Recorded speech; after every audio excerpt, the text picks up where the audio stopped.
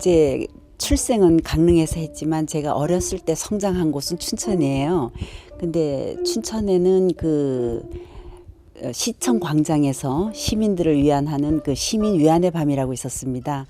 거기에는 뭐 영상도 틀어주고 또는 가수들이 와서 노래도 부르고 그랬는데요. 제가 이제 어렸을 때 한 6살 정도인 걸로 기억을 합니다. 그때 그 이제 시민위안의 밤 그 시청 광장회를 갔는데 마침 영상을 틀어줬는데 지금으로 생각하니까 그게 부채춤이에요. 그 지금도 그 영상이 아주 뚜렷하게 기억에 남아 있는데 그것을 보고 제가 무용에 굉장히 관심을 가졌던 것 같습니다. 근데 그 춘천에는 그 무용 학원이 한 군데 있었는데 제가 하여튼 그 앞을 지나고 하면서 항상 그 안을 들여다봤어요. 근데 그 안에는 완전히 뭐 선녀들 같은 언니들이 춤을 추고 있었고요. 그래서 이제 항상 그 부러운 마음을 가지고 있다가 제가 중학교 1학년 때 용기를 내 가지고 저 혼자서 이제 무용학원을 찾아갔습니다. 무용을 배우겠다고. 그런데 거기 선생님께서 굉장히 친절하게 맞이해 주셨어요. 예, 그때부터 제가 이제 무용을 본격적으로 시작을 했는데 그 전에도 이제 초등학교 때 2학년 때죠. 그때 제가 동요에 맞춰서 친구들을 그 무용을 가르쳤어요. 지금 생각하면 그게 무용이 아니라 유희죠. 근데 이제 그런 거를 가르쳐서 뭐 반대항에 내보낸다든가 이제 이런 시절이 있었고요. 이제 본격적으로 무용을 하기 시작한 거는 중학교 1학년 때부터. 그러면서 이제 학교에서는 제가 항상 무용반을 이끌어 갔습니다. 중학교 때, 그러니까 중학교 때도 무용반을 제가 이끌어 갔고요. 이제 고등학교는 서울로 제가 유학을 왔지요. 무용을 더 공부하기 위해서. 고등학교 때도 제가 무용반을 이끌면서 작품을 만들어서 학교에서 공연도 하고. 그러니까 지금 생각하면 이제 무용을 배우면서 저 이제 스스로 춤추는 것도 굉장히 중요하지만 항상 이렇게 가리키는 기회가 많았던 것 같습니다. 그래서 오늘날까지 저는 그 무용의 그 한 길을 이제 걸으면서 다른 곳은 정말 전혀 이렇게 뒤돌아보지 않고 무용의 길로 이렇게 나섰던 것 같습니다. 이제 저는 정말 참 행운이었죠. 이제 한영숙 선생님을 만나서 선생님 문화에 들어갈 수 있었던 거는 저는 참 행운이었습니다. 이제 아까도 말씀드렸지만 제가 이제 중학교 1학년 때 찾아간 선생님은 춘천에서 활동하시던 김인자 선생님이셨고요. 제가 서울에 와서 고등학교 시절에 만난 선생님은 박미봉 선생님이셨습니다. 근데 그 박미봉 선생님은 제가 이제 고등학교를 졸업하고 이화여대로 들어가면서 그 미국으로 이민을 가셨어요. 그래서 지금 이제 한국에는 안 계시고요. 이제 대학에 갔을 때는 그 유인희 교수님이 계셨는데 또 유인희 교수님이 캐나다로 이민을 가셨어요. 제가 2학년 때. 그래서 제가 이화여자대학교 무용과를 다닐 때는 이제 여러 강사 선생님들이 많이 나오셨습니다. 이제 그러다가 제가 정말 그 무용의 참맛을 느끼고 우리 전통춤의 정말 깊은 그런 그 맛과 멋을 느낄 수 있었던 것은 이제 한영수 선생님을 만나 뵙고부터죠. 그래서 저는 참 글쎄 감사하게 생각하는 것이 한영수 선생님께서 저를 보시고 전수사로 삼으셨거든요. 그렇기 때문에 저는 정말 한영수 선생님께 감사드리고 그리고 또 저에 대한 그런 그 애정과 그런 것을 가지셨던 그 이제 한영수 선생님께 지금은 안 계시고 너무 일찍 정말 작고하셨지만 항상 감사한 마음으로 선생님의 그 길을 올곧게 계승하는 것이 저의 사명이라고 생각을 하고 지금까지 춤을 추고 있습니다. 선생님은 참 좀 엄격하신 면도 있지만 굉장히 자애로운 어머니 같으신 그런 아주 소탈한 그런 부분이 있으세요. 그래서 선생님 댁에 가면은 지금도 기억나는 것이 그냥 그 선생님께서 드시는 그런 밥상을 이렇게 놓으시고 같이 이제 밥을 먹자고 이렇게 하시는 거, 이제 그런 것이 저는 제가 이제 성격이 좀 뭐라 그럴까요? 이게 아무하고나 참 이건 낯을 가리는 성격이라고 그럴까요? 저는 그렇기 때문에 그런 것이 참 어려운데, 선생님은 아주 그 제자들을 사랑하시는 그 마음이 정말 그 어머니와 자식과 같은 그런 마음으로 이렇게 대해 주셨던 거, 그런 것이 굉장히 이게 기억에 남고요. 가슴에 이렇게 정말 젖어 있어요. 그러고 또 이제 선생님 그 이제 춤을 이렇게 배울 때는 꼭 이제 1대1로 가르치셨거든요. 그렇기 때문에 앉아서 이렇게 지적을 하시면서 이러면서도 굉장히 선생님의 그 춤의 법도를 이렇게 강조를 하시지만 거기에 얽매이진 않으세요. 그 안에서도 자유롭게 자기의 그런 그 자기의 춤이 나올 수 있게끔 그런 것을 굉장히 인정을 하셨거든요. 저는 그것이 참 어려운 점이 아닌가, 제가 지금 학생들을 가르치면서 이제 느끼는 건데요. 그러니까는 정말 그 예술이라는 거, 춤이라는 거, 그런 그 춤의 세계를 이렇게 확대하실 수 있는 분이 아닌가. 그러니까는 그 당신의 그런 그 모습 그대로 원하시는 게 아니라 그 올곧은 정신은 이어가지만, 그리고 기본적인 그런 그 사위의 그 정서는 이어가지만 거기에서도 자기 자신의 개성이 나올 수 있는 그런 아량을 보이셨거든요. 그것은 정말 웬만한 분이 아니면 어려운 일이 아닌가, 저는 그렇게 생각을 합니다. 그 선생님을 닮아가는 거는 참 중요하다고 생각을 해요. 그렇지만 모든 면, 이게 춤이라는 거는 그 몸이 소재지 않습니까? 그렇기 때문에 똑같이 한다는 거는 있을 수가 없는 일이죠. 그리고 또 그 박제화된 똑같음이라는 거는 사실 우리가 전통을 계승하는 데에서도 다시 한번 생각해 봐야 할 그런 문제거든요. 그렇기 때문에 아까도 말씀드렸지만 그 정신과 정서, 그런 마음가짐, 이제 이런 거는 이어가더라도, 그냥 춤 사이에 뭐 순서라든가 이런 거는 다 이어갈 수 있는 것이지만 거기에서도 자기 자신에 맞게 또 시대에 맞는 그런 그 흐름을 이게 반영을 할 수 있는 그런 것을 저는 원하고 있습니다. 그런데 그것이 정말 방종으로 나가서는 안 되겠죠. 그러니까 올곧게 이어나간다는 거. 사실 지금 제가 이렇게 말씀은 드리지만 그렇게 이제 쉬운 일은 아니라는 것은 알고 있습니다. 그렇지만 우리 이제 전통춤 하는 사람들이 다 노력해야 할 부분이라고 생각을 합니다.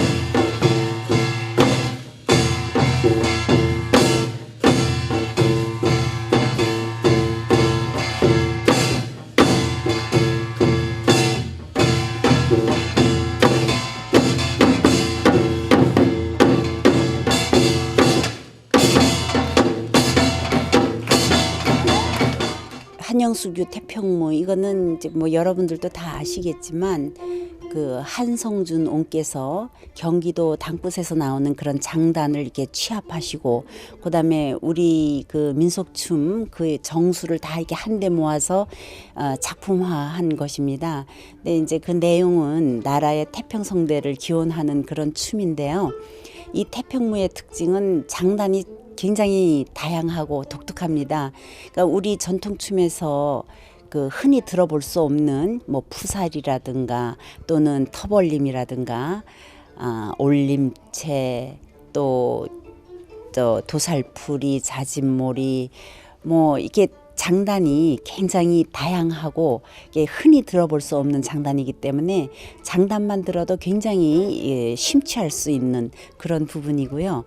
그리고 이제 또 다른 춤하고의 다른 점이 이 태평무는 발 디딤새가 아주 독특합니다. 그러니까 그 장단이 다양함과 함께 발 디딤새의 다양함, 그리고 또 이런 그 손놀림도 굉장히 절도 있으면서도 그 다양한 손놀림이 있고요.